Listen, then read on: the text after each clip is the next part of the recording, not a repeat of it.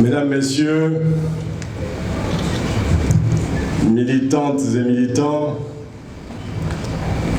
chers concitoyens, je voudrais vous remercier de l'honneur que vous me faites d'être ici ce matin pour l'ouverture au public de notre permanence politique. Je voudrais remercier mes frères et sœurs responsables des partis politiques de l'opposition ayant fait le déplacement ce matin à ma permanence politique. Soyez-en remerciés. Et je voudrais avant tout propos, en mon nom personnel et au nom de tous les invités qui sont venus participer et honorer de leur présence en ces lieux, témoigner ma gratitude pour toutes les marques d'attention enregistrées ces derniers mois et toutes les dispositions prises pour la réussite de la présente cérémonie. Je voudrais, en ce moment particulier,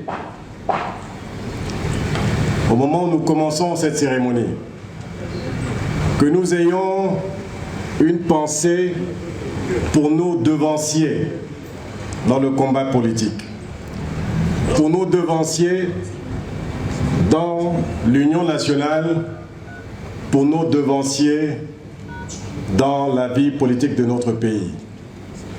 Et je voudrais à ce stade que nous puissions nous lever et avoir une minute de silence à tous ceux qui ont fait l'histoire de ces lieux. Je voudrais citer Monsieur André Mbaoban, Monsieur Pierre Claverne Zangebom, Monsieur Casimir Oyemba, Monsieur Daniel Kombe-Lekambo, Madame Marie-Agnès Koumba et tous les autres martyrs qui sont morts pour le combat que nous menons actuellement pour l'alternance dans ce pays. En leur nom, que nous puissions honorer leur mémoire, la mémoire de tous les grands hommes politiques, tous les grands hommes politiques qui nous ont quittés ces dernières années. J'ai une pensée aussi pour Pierre Mambundu. J'ai une pensée pour Pierre Agonjo Okawe. J'ai une pensée pour tous ceux qui sont partis, qui ont fait la grande politique de ce pays. Donc pour eux, ayons cette minute de silence.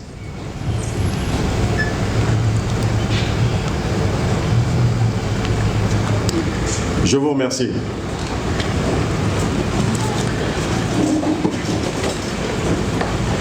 Cette journée est historique pour cette permanence et pour les personnes qui vont la faire vivre, c'est-à-dire l'animer, car elle est par excellence le lieu où des personnalités de renom ont incarné l'opposition gabonaise et ont posé des actes pour la libération de notre pays. Elle marque un renouveau, un point d'étape pour ma vie politique, mon combat pour l'alternance. En ces lieux, nous avons effectivement vu des grands moments, ceux de la création de l'Union nationale, ceux de la prestation de serment de André Mbaoban, la mise en place de la CGPPA, les combats pour la biométrie, le combat de la constitution du Front pour l'opposition pour l'alternance, la candidature unique. C'est en ces lieux que nous nous sommes retrouvés pour ces combats. Et tout à l'heure, j'ai cité un certain nombre de personnalités qui nous ont quittés. Et j'ai oublié d'en citer une. Et je voudrais ne pas pouvoir quitter ces lieux sans citer son nom, car il a été de ceux qui ont œuvré, véritablement œuvré, à ce que nous avancions dans ce combat pour l'alternance. Je veux parler de M. Jules Aristide Bourdès Ogouligende. Mesdames, Messieurs, Cette permanence politique, je l'ai faite, je l'ai mise en place parce qu'il me fallait avoir un cadre de travail. Il me fallait avoir une permanence pour me rendre visible, pour que je puisse, avec d'autres compatriotes, deviser sur les questions de notre pays, sur les questions de notre parti. Parce que ce n'est pas courant que dans notre pays, une personnalité qui n'a jamais occupé de hautes fonctions gouvernementales puisse ouvrir une permanence politique à Libreville. Généralement, ça se voit dans des circonscriptions des députés et autres. Mais là, c'est une personnalité politique, un membre d'un parti politique de l'opposition qui a ouvert une permanence politique parce qu'il faut savoir se rendre visible. Dans d'autres pays où la démocratie est une culture éprouvée, il n'est pas rare, effectivement, de voir des hommes politiques ouvrir des permanences politiques parce qu'ils doivent se rendre visibles. Ils doivent deviser avec les autres. Ils doivent se faire connaître. Ils doivent pouvoir parler de la vision qu'ils ont de la politique de leur pays. C'est la raison pour laquelle j'ai voulu ouvrir cette permanence politique. Parce que j'estime que j'ai quelque chose à dire et à faire pour mon pays. Et dans ces lieux, je vais rencontrer d'autres Gabonaises et d'autres Gabonais. Nous allons échanger. Nous allons émettre des idées. Ces idées qui vont faire le Gabon d'aujourd'hui et de demain. Et j'inviterai pour cela tous les compatriotes, d'où qu'ils soient, de quelque camp politique qu'ils soient, à venir ici, dans ces lieux, ou à m'inviter là où ils sont, de manière à ce que nous puissions échanger sur notre pays, échanger sur le Gabon. Parce que nombre d'entre nous, la grande majorité des Gabonais, nous nous rendons compte des grandes difficultés que nous vivons dans ce pays. Nous nous rendons compte que nous sommes à la croisée des chemins. Parce que depuis 54 ans, ils l'ont fêté dernièrement, que nous avons ce même parti politique à la tête de l'État. Il y a un temps où il faut faire le bilan d'étape. Il y a un temps où il faut effectivement regarder les choses en face et nous rendre compte que le Gabon n'est plus sur cette pente ascendante que nous avons connue dans les années 70-80, mais le Gabon est dans cette pente descendante. Et dans le concert des nations, au moment où d'autres pays en Afrique sont en train de s'élever, sont en train d'émerger, peut-on, dans notre pays, simplement regarder et ne rien faire, ne rien dire? Peut-on, nous Gabonais, dans notre pays, simplement observer, dans nos voyages, ou bien à la télévision, ces pays que nous voyons émerger, et le nôtre en train de crouler sous les problèmes? Ces problèmes, nous les connaissons tous. Nous les connaissons tous. Il n'y a pas une vie qui soit sans problème. Disons-le nous. Il n'y a pas une vie qui soit sans problème. Il y a simplement qu'un peuple, à un moment donné de sa vie, doit faire le point de là où il est et de là où il va. Le peuple gabonais doit faire le point de ce qu'il est aujourd'hui. Le peuple gabonais doit faire le point de là où il veut aller. Mais on ne peut pas gouverner un pays contre son peuple, contre la volonté de son peuple. On ne peut pas essayer d'impulser quelque chose dans un pays contre la volonté de son peuple. Et si je parle de la volonté de son peuple, c'est parce que c'est le peuple qui décide de qui il veut voir à la tête du pays. Trop souvent, on nous a imposé des choix qui ne sont pas les nôtres. Trop souvent, on nous a imposé des choix qui nous emmènent à faire des choses innommables dans ce pays. Combien de fois nous n'avons pas vu depuis 2009 nos valeurs, les fondements de la République ébranlés par des comportements qui ne sont pas de notre culture, par des comportements qui ne sont pas gabonais? Combien de fois nous ne nous sommes pas plaints de ces comportements. Et aujourd'hui,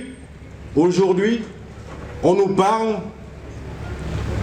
je suis choqué encore quand je pense à cela, on nous parle de pousser au 3e mandat de quelqu'un. Mes chers compatriotes, regardons les choses en face. Regardons les choses en face. Ne tombons pas, je dirais, dans cette vaste escroquerie que nous voyons depuis quelque temps.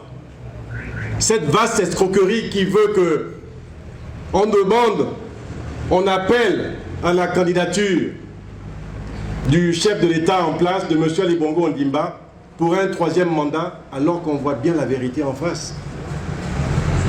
Je suis tenté de me demander à qui s'adresse cet appel à un 3e mandat. Est-ce que ça s'adresse à celui qu'on nomme ou ça s'adresse à ceux qui veulent préserver leurs intérêts? Nous sommes tentés de nous poser la question. Posons-nous la question dans ce pays. Posons-nous la question.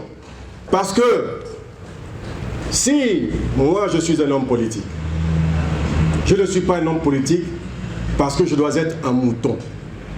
Je ne suis pas un homme politique parce que je dois être asservi. Je suis un homme politique parce que je réfléchis à ce que je veux pour mon pays. Je suis un homme politique parce que je veux servir mon pays. Je veux servir les citoyennes et les citoyens de mon pays. C'est comme un sacerdoce rentrer en politique. Beaucoup, parce qu'on a vu tellement de choses se dire et se faire, pensent que la politique c'est le lieu où se retrouvent les plus grands menteurs de la République. Pensent que la République c'est le lieu où se retrouvent les plus grands voleurs de la République. Pensent que c'est le lieu où se retrouvent les plus grands fossoyeurs de la République. Mais je voudrais pouvoir m'inscrire en faux. Oui, effectivement, il y a des gens qui, dans notre pays, ne sont pas recommandables. Il y a des gens dans notre pays qui ne veulent pas le bien du Gabon. Mais il faut aussi reconnaître qu'il y en a qui se battent pour ce pays, mais qu'on n'entend pas et qu'on ne voit pas. Il y en a qui se battent pour le Gabon. Il y en a qui travaillent dans l'administration et qui font en sorte de pouvoir donner le meilleur d'eux-mêmes pour ce pays, mais qui ne sont pas écoutés, qui ne sont pas entendus. Parce que ceux qu'on entend le plus, effectivement, c'est ceux dont j'ai parlé tout à l'heure. Les voleurs, les fossoyeurs et tous ceux qui nous emmènent dans le trou. C'est ceux-là qu'on voit, c'est ceux-là qu'on promeut. Mais pendant combien de temps encore nous allons pouvoir accepter ce genre de choses? Qu'on demande aux Gabonais de pouvoir se lever, qu'on demande aux Gabonais de pouvoir penser à leur pays, qu'on demande aux Gabonais, aujourd'hui, nous sommes là, aujourd'hui, nous voyons nos enfants aller à l'école. Dans quelles conditions vont-ils à l'école? Aujourd'hui, nous voyons les concitoyens souffrant, nos vieux papas, nos vieilles mamans, qui sont délaissés, dont on ne peut pas s'occuper. Et pour aller à l'hôpital, c'est tout un problème. Que fait-on de cela? Ou bien, quand demain je m'en vais chez moi, au lac Zilet, que je dois passer par Kango Bifoun, ou bien mais mon frère qui est là, qui doit aller à Oyem, qui doit passer par la route de Bifoun jusqu'à Ndjolé, et ceux qui vont jusqu'à Franceville, ou bien à Chibanga. Mais regardez dans quel état sont les routes de notre pays. Il y a, et vous devez le savoir, c'est parce qu'on va nous dire, oui, il y a la crise. Non, attention. Rien que sur ce point des routes de notre pays, il y a ce qu'on appelle la rure. La redevance d'usure de la route. Cette redevance, chacun de nous, du moins ceux qui ont des voitures, la paye tous les jours. Pour chaque litre d'essence que vous prenez à la pompe, vous payez la redevance d'usure de la route pour pouvoir faire l'entretien routier. Chaque Gabonais qui a une voiture le fait tous les jours. Et cette rure génère des dizaines de milliards tous les ans. Et ces dizaines de milliards passent où lorsqu'on voit l'état de nos routes? C'est dizaines de milliards passent dans la poche de qui? Ou pour payer quoi lorsqu'on voit l'état de nos routes? Et je vais aller à Zilay avec mon frère Essongé, ou bien je vais aller chez Izanga, dans l'Angounier, ou bien chez Jean-Pierre dans le Wolentem, ou bien, je ne sais pas chez qui d'autre encore, là-bas dans le Haut-Ogoué. Et on se plaindra tout le temps de ce que nos routes ne sont pas bonnes. On se plaindra tout le temps qu'il y a des morts sur nos routes. Il y a des morts. Mais parce que simplement, on ne fait pas le travail qu'il faut avec l'argent qu'il y a. Et l'argent, il y a dans ce pays. Mes chers compatriotes, il était important que je puisse vous dire ces quelques mots sur la vie politique de la nation. Parce que, à partir de maintenant, vous me verrez sur le terrain de la vie politique nationale. À partir de maintenant, comme je l'ai dit le 31 décembre 2021, j'irai à gauche, à droite, visiter les Gabonais là où ils sont.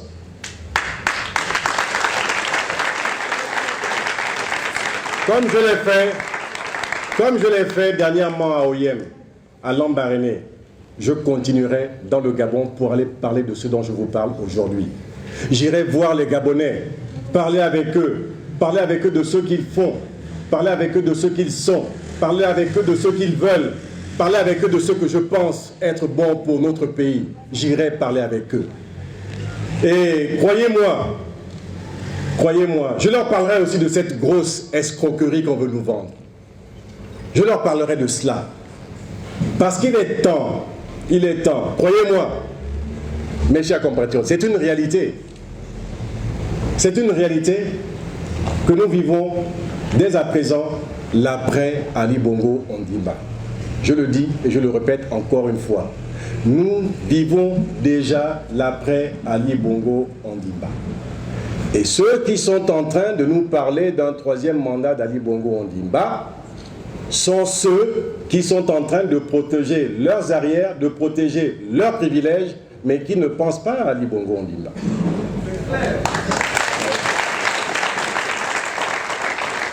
S'ils pensaient un temps soit peu à Ali Bongo Ondimba, moi, j'ai mon père, Paul-Marie Ndjenje Ngonju,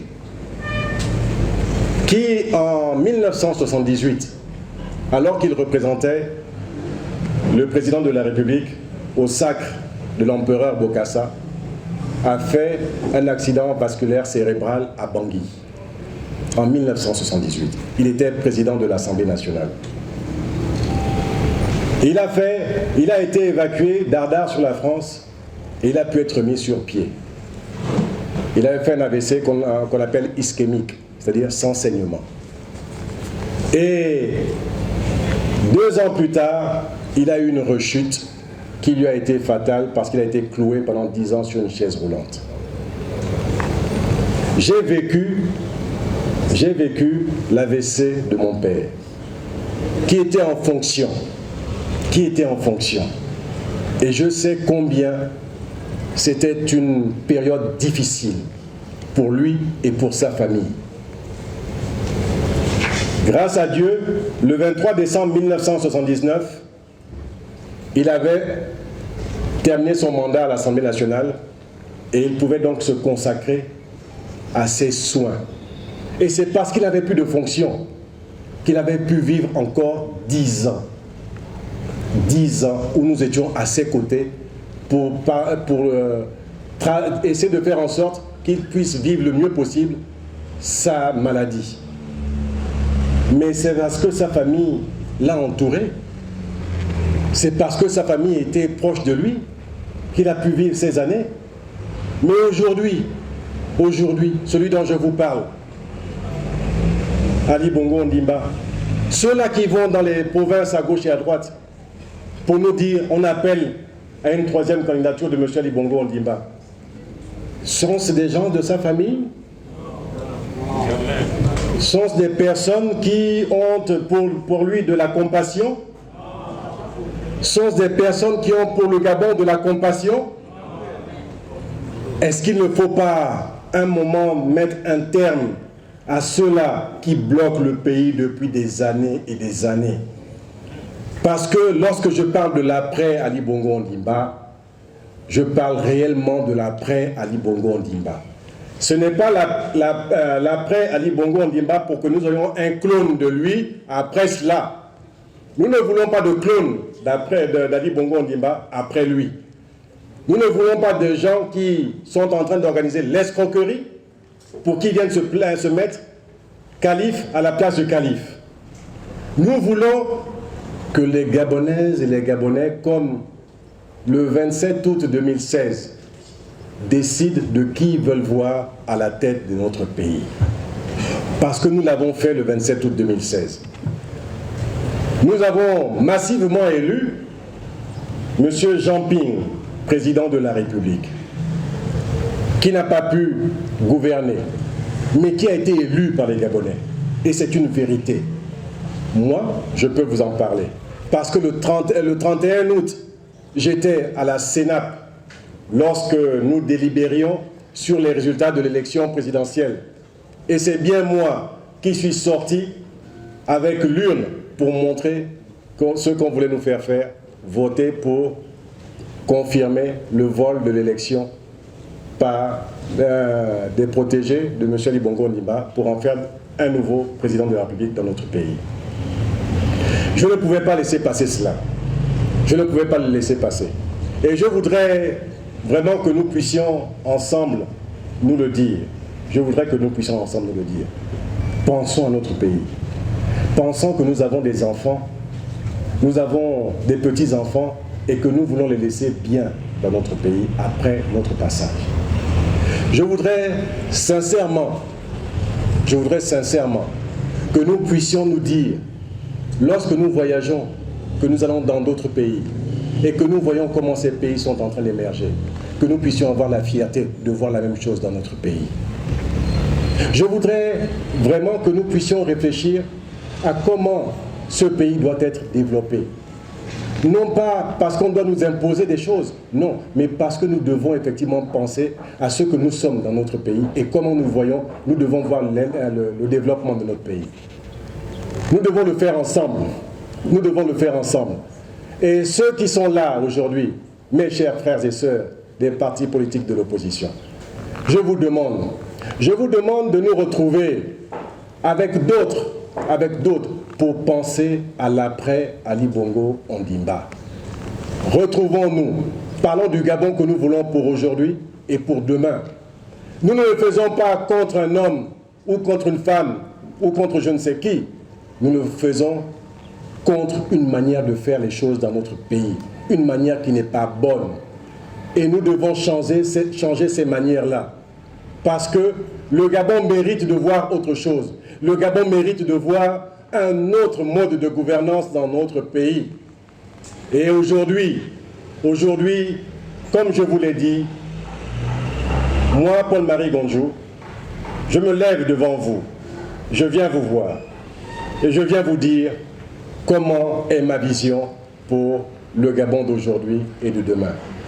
En patriote progressiste que je suis, j'ai une vision pour notre pays. J'ai une vision pour le Gabon. J'ai une vision pour comment le Gabon doit être gouverné pour aujourd'hui et demain. Je vais la partager avec mes concitoyens. Je vais la partager. Et je l'ai dit dernièrement, la politique, je la fais pour servir. Ceux qui sont là, qui sont des responsables de partis politiques, et d'autres, mes amis ici, dans le parti, nous savons combien de fois est difficile et ardue la tâche de faire de la politique et d'être responsable d'un parti politique. C'est ardu. Oui, il y a du mal partout, il y a du bien partout. Oui, il y en a qui sont bien, il y en a qui sont mal. Mais faisons en sorte simplement de penser à notre pays. Parce que ce n'est pas facile. Les citoyens qui sont là, ils nous regardent et ils nous jugent. Ils disent beaucoup de choses sur les hommes politiques. Relevons le défi. Relevons le défi Ne laissons pas les Gabonais continuer à nous traiter pour tout ce qu'ils veulent nous dire. Relevons le défi et faisons ensemble en sorte que le Gabon puisse effectivement voir autre chose. Ne tombons pas dans le « on va encore faire comment ». On va encore faire comment, on doit l'enterrer, 3 pieds sous terre, et qu'on n'en parle plus. Enterrons cela, parce que aujourd'hui, en relevant ce défi, je voudrais que nous puissions nous dire, nos enfants, nos petits-enfants, auront vu au moins un autre Gabon que ceux que le parti au pouvoir et le clan au pouvoir veut nous donner. Mes chers compatriotes, je vois que le temps est en train de faire son œuvre pour ne pas que chacun de nous puissions rentrer sous la pluie dans nos demeures. Je ne vais pas vous garder encore très longtemps. Je vais vous dire que beaucoup de choses, si je ne quitte pas cette scène sans vous en parler, beaucoup de choses ont été dites par rapport à ma permanence politique et à l'Union nationale. Il est bon que je puisse fixer un certain nombre de choses. Quand j'ai pris ce bâtiment, je l'ai pris, non pas, je ne l'ai pas arraché à quelqu'un. J'ai fait un contrat avec le propriétaire de ces lieux.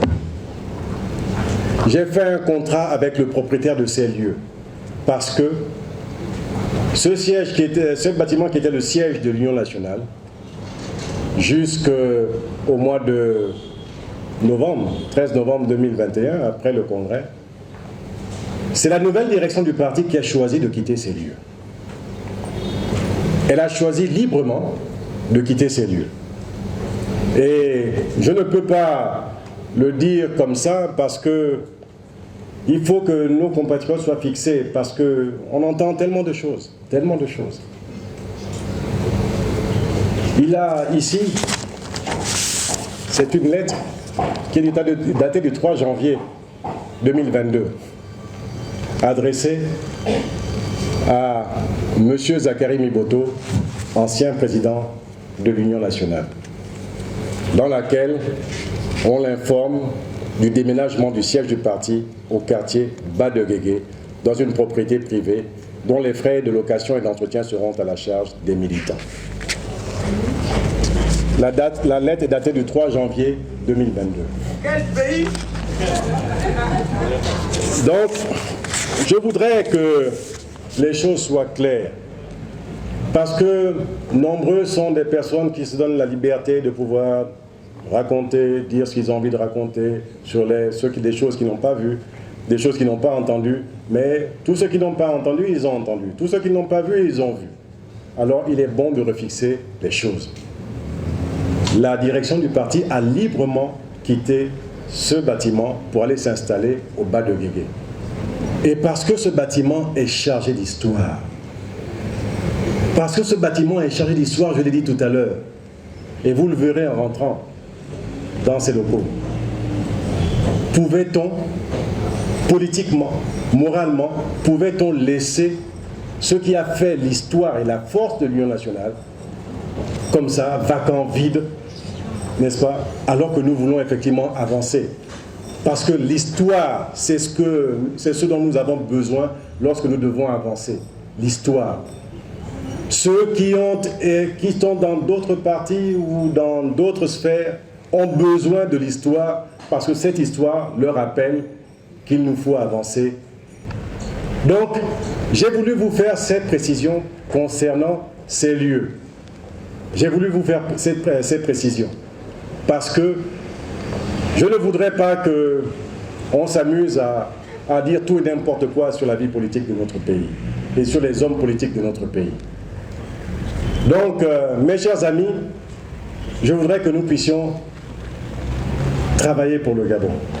Je voudrais que nous puissions nous mettre ensemble debout pour le Gabon et que nous puissions ensemble nous dire maintenant nous avons un autre Gabon, maintenant nous avons un Gabon que nous voulons pour notre pays, nous avons un Gabon que nous voulons pour nos concitoyens et que avec les leaders qui sont là, nous puissions aller, n'est-ce pas, à la conquête du pouvoir. Et non pas ce que j'entends depuis quelque temps de rumeurs. Mais vous savez combien de fois les rumeurs ne se sont pas retrouvées en réalité politique dans notre pays.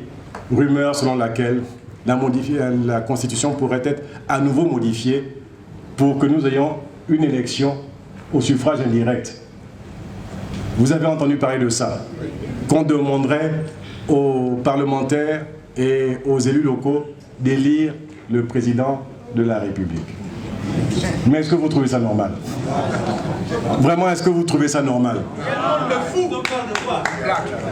Moi, je dis simplement, arrêtons le banditisme politique.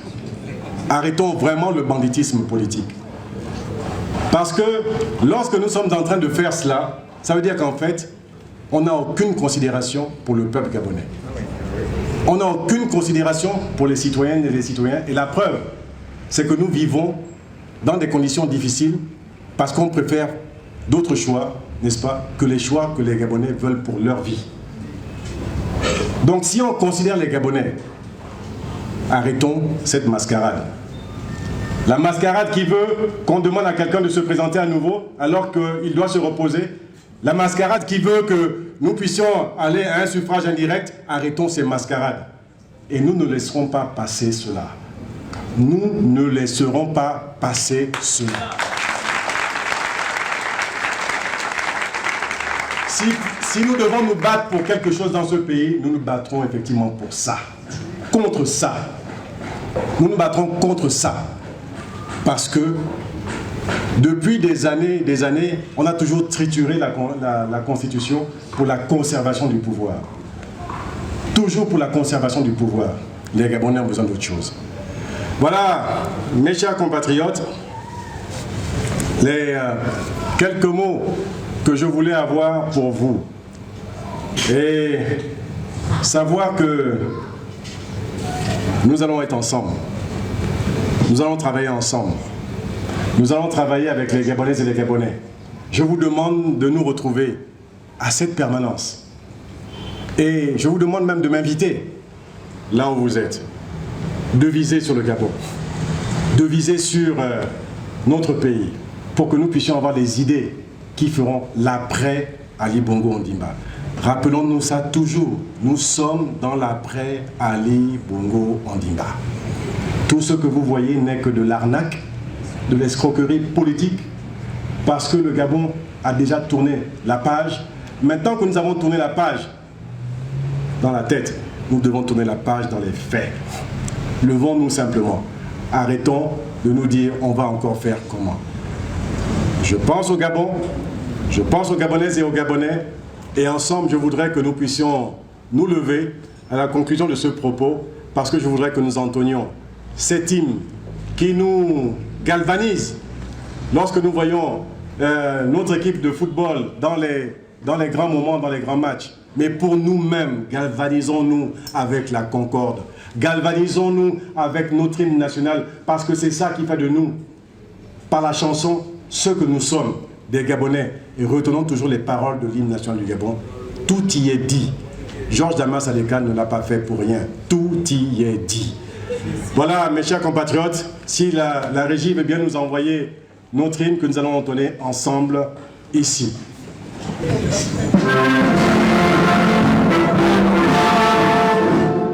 la fraternité et fait de toi, Gabon, une aurore sereine, courage l'honneur qui vit sous l'homme.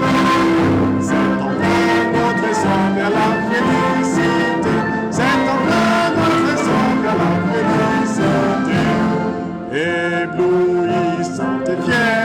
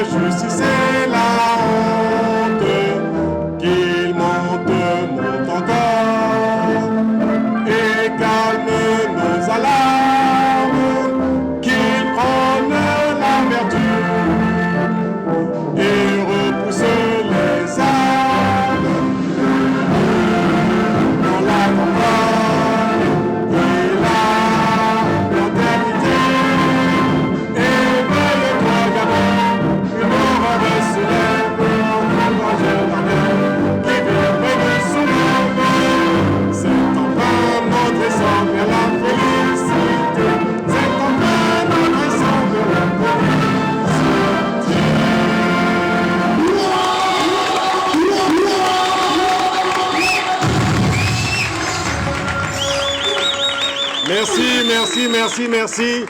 Bon week-end.